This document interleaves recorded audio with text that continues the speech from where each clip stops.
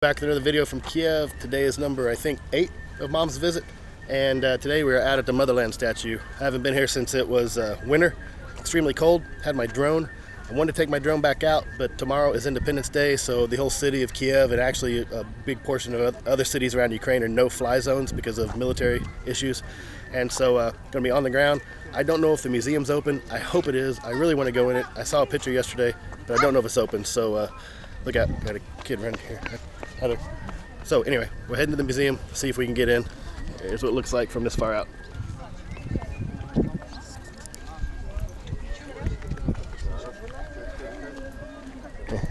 I like her little dress, little Vyshavenka dress. You see a lot of this today because tomorrow's Independence Day.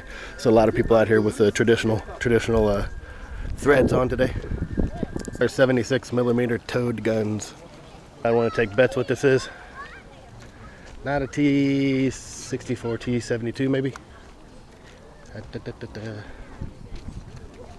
Oh, heavy tank. I've actually never seen this model.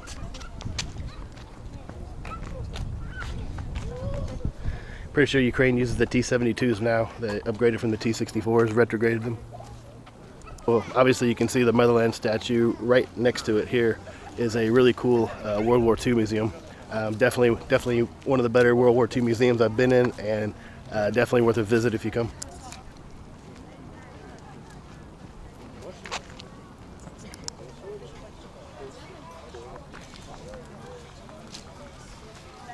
I've actually never walked through here, but it said that today and tomorrow, because of Independence Day, it's a free cost. So I was trying to find the price to walk through this little area. It wasn't listed because it is free today and tomorrow.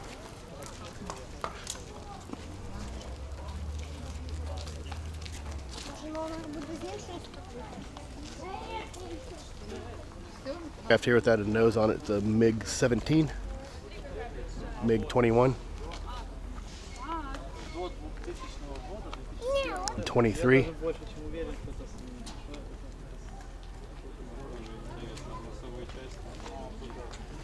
to the left it's called a Yak-9 R-12 missile, BTR-40 armored personnel carrier, APC. It's one of the amphibious assaults. BDR-M1. Extremely wide amphibious. I want to see this old vehicle here. Cargo car ZIS-5. One of the main trucks used by the Red Army during the Second World War. It was used from Soviet Union from 1933 to 1948. Towed howitzers. This is a Grad rocket system. Some of the old railed rockets. Behind me is a self-propelled artillery Sparty. It says in the background up here with 2 turrets. To walk over and look at it. The 2 turrets is actually an armored car that goes on the train. It's used for defense of the train, whatever they're hauling.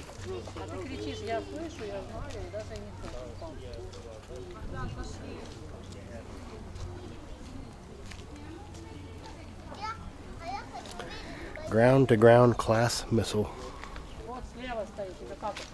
The lady, what the normal price was to walk through that little museum, like I said, today, tomorrow it's free, and she said 30 hryvnia, which is 30. I was guessing it was probably around 50, so she said 30. It wasn't a sign, so I guess if you want to walk through that little area, it's anywhere from 30 to 50 hryvnia. Hey, coming up on the base of the monument, and all the signs say this is the Making of the Nations Museum. I knew there was a museum inside, but top of the stairs is blocked off, so it's closed right now.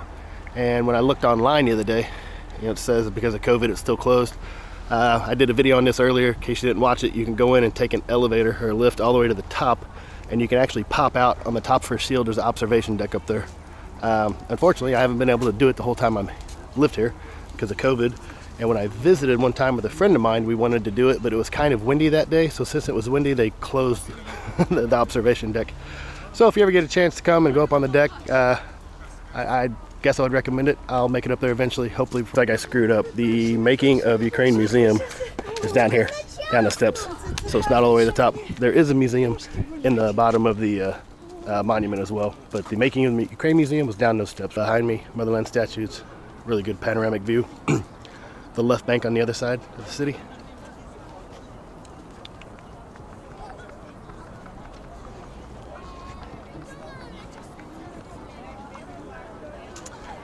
The domes in the background, so Pecherska Larva, where I did the video from yesterday.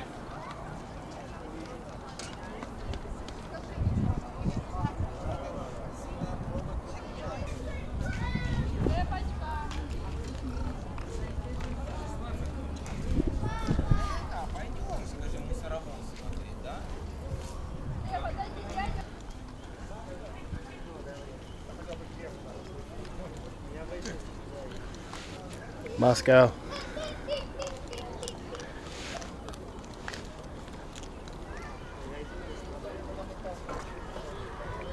Dnipro, Volgograd, Kyiv, Minsk, Odessa, blah blah blah blah. Part of the World War II memorial.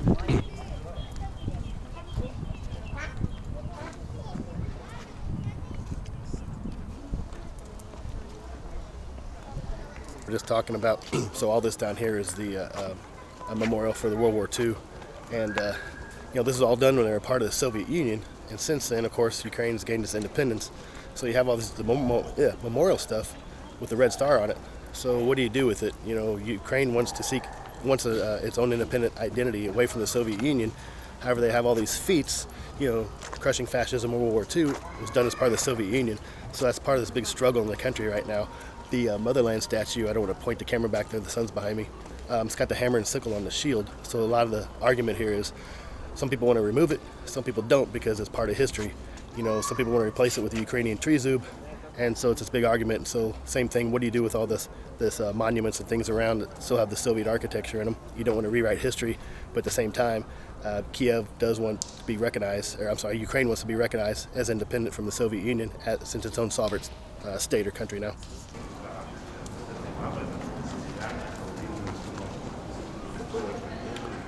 Monument to the workers.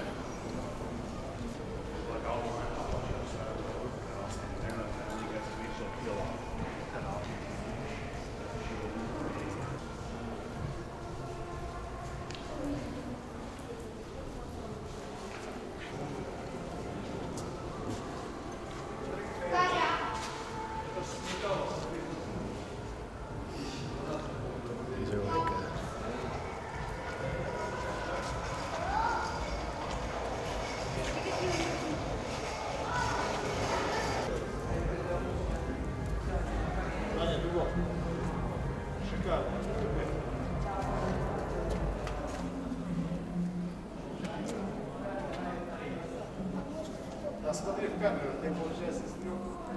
I've seen this restaurant many times, but never eaten here. So told Mom I knew this restaurant was out here, and we're gonna go in and see if we can get a table. Mom is in love with the thatch work up here on the house, on the restaurant. The kitchen back here.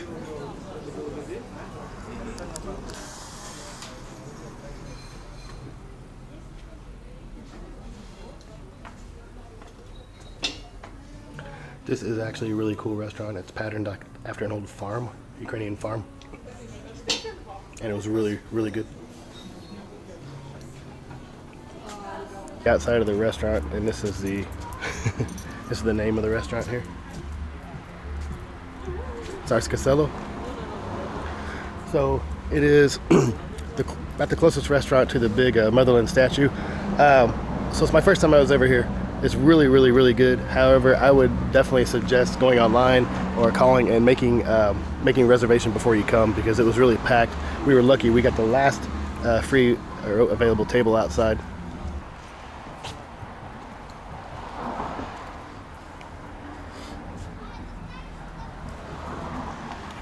It was like a really cool banquet hall in there, and really cool, really neat decor, but unfortunately they're working on it. I didn't want to walk in there with the camera.